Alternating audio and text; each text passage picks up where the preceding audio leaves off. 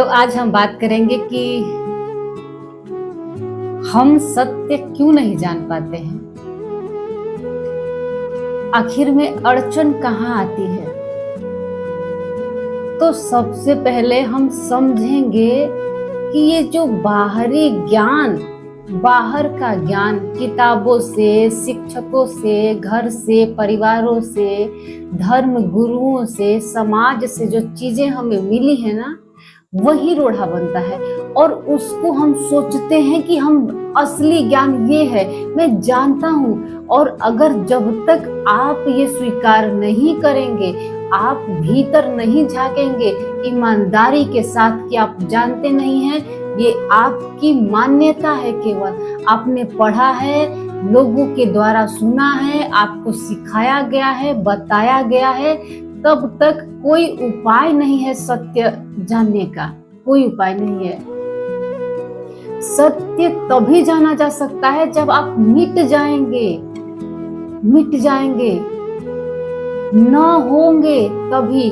लेकिन जब तक ये ज्ञान से भरे रहेंगे, मैं का भाव रहेगा, तब तक कोई उपाय नहीं है। कोई आपको मार्ग भी नहीं दे सकता, क्योंकि पता है मार्ग वही देता है, बताता वही है कि आपके भीतर क्षमता है, आप खाली हैं।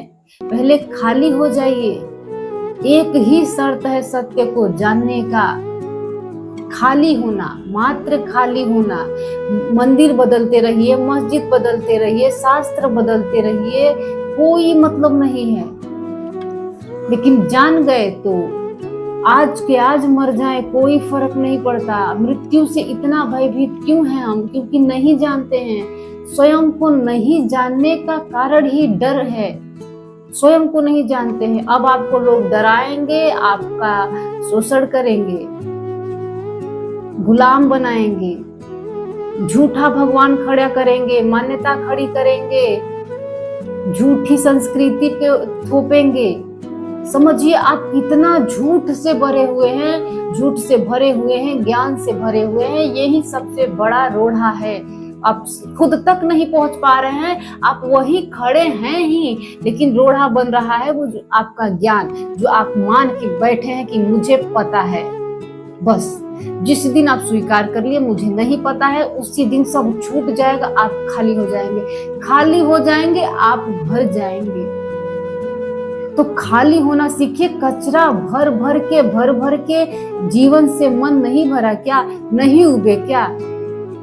रट करके आप दूसरे को हरा तो देते हैं, लेकिन आपको पता जरूर है कि आपके भीतर सत्य जैसा कुछ अभी मिला नहीं है। भीतर खालीपन है, खोखलापन है, छितराए हैं, बिथड़ाए हैं भीतर से। लेकिन दूसरे को नीचा गिराने के लिए, खुद को ज्ञानी साबित करने के लिए आप कहेंगे कि मैं जानता हूँ, मुझे पता है। लेकिन जिन्होंने जाना है उन्होंने कहा है मैंने इतना ही जाना है कि मैंने कुछ नहीं जाना है। अब तुम्हें इसका गलत तुम अर्थ निकालोगे कि इसे कुछ नहीं पता है। अरे मैं तो रामायण पढ़ा हूँ, गीता पढ़ा हूँ, पुराण पढ़ा हूँ, वेद पढ़ा हूँ।